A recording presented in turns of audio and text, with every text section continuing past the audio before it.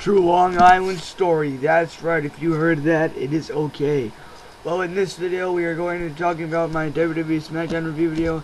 It is kinda late, but as you know, I posted on Twitter that I was out of town and that my Smackdown review video would be posted on Sunday around 9 o'clock, and it is 9:12 right now, so yeah. So the Smackdown taping was in Houston, Texas, Booker T's hometown this weekend. This Tuesday it was published, of course, on Sci-Fi. It was on 8 o'clock. For those who missed it, you guys can watch it YouTube.com. I watched on YouTube.com. I usually do if I'm out of town, so I'll usually watch that pretty much. So you know what, I'm just gonna run through the matches real quick. It might be as long as my TNA review, but I really like watching TNA that much. So they're about 34 minutes long, 36 minutes long. And I really like them a lot because they really do a nice job. So is WWE. So expecting my review videos now. A lot of people said I suck by doing my 5-minute review videos. I totally respect that, so I know I'm just gonna read through everything. And basically my opinion on the two wrestlers and could they possibly feud and some other things I want to talk about. So this could be like a 40-minute video. So if you guys don't mind watching this, you guys can. I have a drink.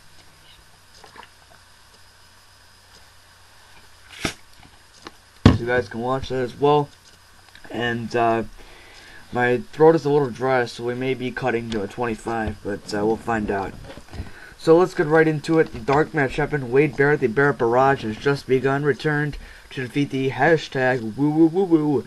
You know it, Zack Ryder. I found this match on YouTube. Somebody filmed it. I guessed it was okay. Wade Barrett did not show any ring rust, and Zack Ryder just got squashed.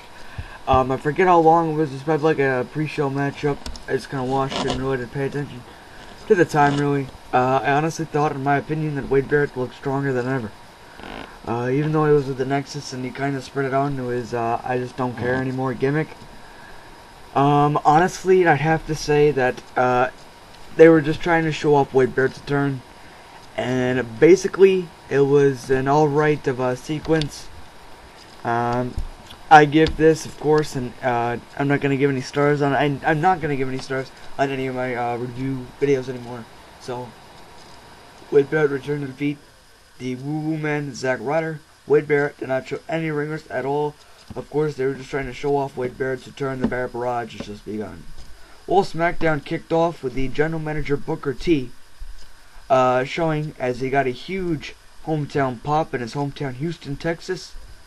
And he invites Sheamus out, and as he talks before Sheamus comes out about the Ferrari on Raw, and Booker thinks that Sheamus should apologize to the WWE Universe and him. And in my opinion, it was an okay sequence. I mean, it wasn't the best in the world. It was a good filler. It was about 13 minutes, really. So it was an alright of a sequence, really. Sheamus actually comes out, and Del Rio obviously came out and threatens trouble with the police, and he says he saw Sheamus' police report, and then Del Rio obviously was upset for Booker not punishing Sheamus, but Booker did grant Del Rio a World Heavyweight Championship title shot tonight, or on Friday, for their main event later on the evening. It was our main event, actually. And then we got kicked off with the wrestling. Sin Cara defeated Cody Rhodes in about maybe a 4 to 3 minute matchup. Rhodes kept trying to take off Sin Cara's mask. That was probably the highlight of this match. It really wasn't the best, but it was an okay sequence, really. And after that, they cut a promo for Wade Barrett's Barrett Barrage return. And then they also kind of went on Dolph Ziggler's kind of like run or whatever. And that, in my opinion, was not a bad promo for Dolph Ziggler or Wade Barrett. If you catch the promo of Wade Barrett's Barrage return video, you can just probably Google Wade Barrett's return and then just search for August 2012, and it should pop up. After that, Daniel Bryan came out displaying his No No No t-shirt You know what? It was an okay. I honestly thought, in my opinion, that it was a very complex thing about how everyone was chanting yes, yes, yes, and he was chanting no, no. And it kind of flowed well, really, in my opinion. It was an okay. It lasted maybe about 3-7 minutes or whatever. So yeah. After that, we didn't have any promos or on YouTube.com. Christian defeated Antonio Cesaro with, I believe, he's going to stick with this finish now with a spear. Cesaro attacked Christian after the match and beat him around the ring. This was part of one of the first of maybe three filler matches tonight. Of course, I call this my bathroom break, and I did not go into the bathroom because I was kind of intriguing on catching up on all the wrestling news. And it was kind of an okay match. It wasn't the best, although I really hope Antonio Cesaro does really get a ton of heat. Hopefully he doesn't. Hopefully he stops jobbing on WWE Superstars. Although he's facing mid-card stars, so that could be a bonus for Cesaro. Well, you know what? Cesaro and Christian, they kind of meshed well together, in my opinion. I mean, they were an okay sequence. I mean, they weren't the best in the world. In my opinion, I think they should continue Christian and Antonio Cesaro fighting mid-card people. I would like to see him stop jobbing on WWE Superstars and kind of just cut to the chase. You know you guys can push him. He was very aggressive. He had this rugby background. I really liked that in Antonio Cesaro. Well, you know, my thoughts on this match is kind of like a filler. It was a back and forth matchup. The crowd kind of seemed kind of into it. I did watch it on WWE YouTube channel, so obviously they're gonna have like the sound effects in, which is okay in my opinion. I mean, it's not the greatest. Like the crowd's not even like doing anything, and like they filled in a filler cheer. Honestly, I think they should like act like the universe is going, and then it's like maybe not. I don't know. Well, on to our next second filler match. You know, it really wasn't a filler. Well, for one of them it was. For some of you it may not be. Randy Orton beat Jack Swagger in another 2-minute quick match. You know, this, in my opinion, was kind of like a homecoming for Randy Orton back on SmackDown. I did not watch SmackDown last week, so I don't know if he returned on SmackDown. So I have no idea if this is his first or his second return on Friday Night SmackDown. It was an okay match. Another squash match. Right, again, Randy Orton beat Jack Swagger. Swagger still is like 29-30-0 and losing. Well, finally, we got some talking or backstage segments, as you want to call it. Tyler Rex walk in on Booker T and Teddy Long in the back. Booker says, "Only the best are welcome to perform on Friday nights." Rex tries to plead Booker T and Teddy Long to get him a match, but his case obviously was ignored. This was just trying to build hype for Ryback and Hawkins, and Rex just trying to build talent. It was okay. It was, in my opinion, an okay sequence or whatever, so, you know, maybe we can see WWE putting Ryback and Kurt Hawkins into a bigger storyline instead of kind of like that small storyline. Who knows? Maybe they'll stop it. Maybe they will kind of stop. Well, after that, Jinder Mahal went Ryback style and defeated 2 local wrestlers as he squashed, as it says, 2 local wrestlers. But he got attacked after the bell. He attacked them after the bell, but Ryback came out and chased Jinder Mahal out. Ryback came out and hit the shell shock on the 2 local wrestlers. Then Ryback got a bigger pop than he's been getting. Well, obviously. You can obviously see WWE doing that. Maybe it was him. I didn't really pay attention, really, so, you know. I follow this stuff on Wrestling Inc. I'm not really reading word for word because I watched the show and I just want it, because I don't remember everything that happened in the show, even though I just finished watching it 5 minutes ago. So, you know what? In my opinion, it's an alright matchup. Squash two local wrestlers. Probably the highlight of this match was Jinder Mahal trying to go Ryback style, and then Ryback getting that big pop. That's all, really. Well, we went to a commercial break. It was an advertisement, surprisingly.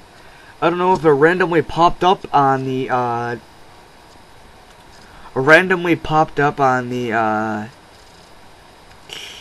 screen or whatever, but Chris Jericho, after the advertisement, Chris Jericho hosts,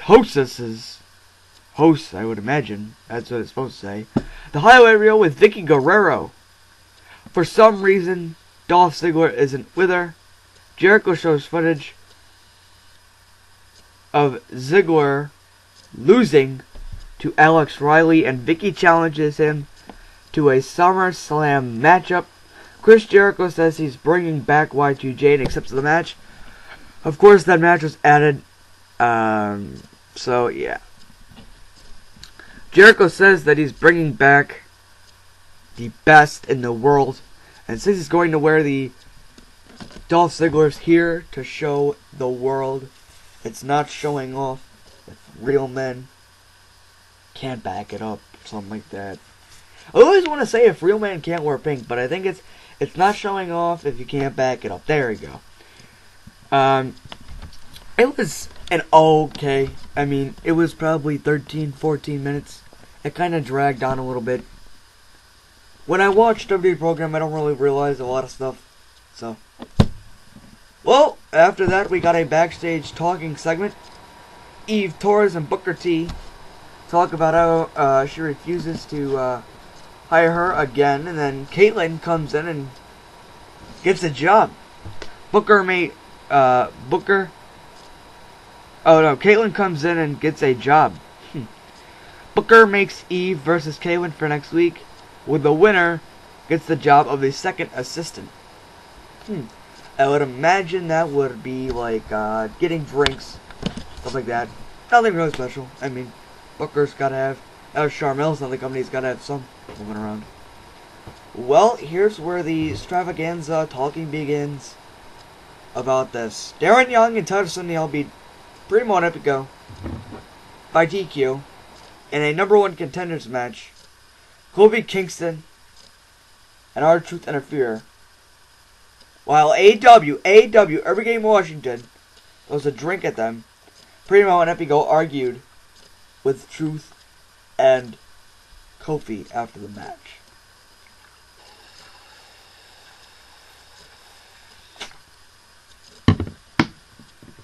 Well, AEW got fired after Linda McMahon threw in that $1.25 million, I think it was. I saw it in the paper before I left for my first vacation with my family. I'm going off on Friday, so videos can be a little short. You know, whatever. Well, AEW getting released from WWE. Totally didn't see that coming. He's got a lot of potential. He may be coming back to WWE. He may be rehired. Fired. AEW rails. A lot of superstars were kind of not expecting it with me. Either WWE fans, I know. I really liked how AEW was kind of like really good with the primetime players. I really liked what they were doing. I thought that they were gonna build AEW up. I have no idea what's going on back there, so you know, I didn't really read the wrestling news. I was trying to kind of enjoy things with my father or whatever. So yeah. After that, they air Wade Barrett's return promo, which I mean was okay. I mean, it wasn't the best in the world, but I'll give them credit for WWE. I mean, You know, I can see WWE kind of like pushing ticket sales for Wade Barrett's return promo, and I know I'm going to Raw, September 24th, Raw Super Show, or I guess it's not called that, it's called Monday Night Raw, but I like calling Raw Super Show only because it's easier to pronounce. But you know, WWE, whatever. Nah, just trying to get ticket sales. I've already seen that promo plenty of times. After that, Mysterio beat The Miz in a non-title matchup for the Intercontinental Championship. Non-title matchup for the Intercontinental Championship. That's what it says on here. I'm just reading what there is.